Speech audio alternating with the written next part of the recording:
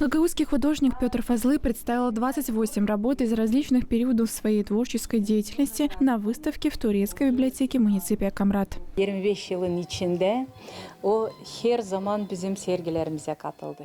На протяжении 25 лет Петр Фазлы принимает участие в выставках, которые организуются в стенах турецкой библиотеки. Первая экспозиция, которую мы организовали, была его персональной выставкой. Если сравнивать его первые картины и сегодняшнее творчество, очень сильно отличаются картины. Но он верен своему стилю, который выбрал еще в те годы.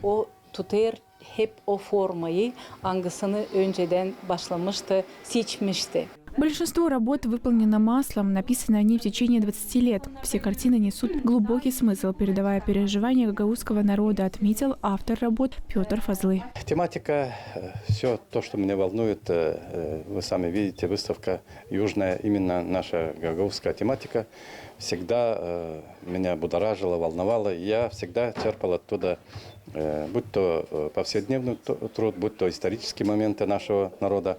И я всегда старался преподнести через себя, переварить те чувства, которые побуждают именно наш народ. Презентация прошла в узком кругу среди ценителей искусства мастера кисти. Петр Фазлы является депутатом Народного собрания. Поддержать коллегу пришел депутат законодательного органа Михаил Савастин. Есть большой смысл, не просто смысл, а большой смысл.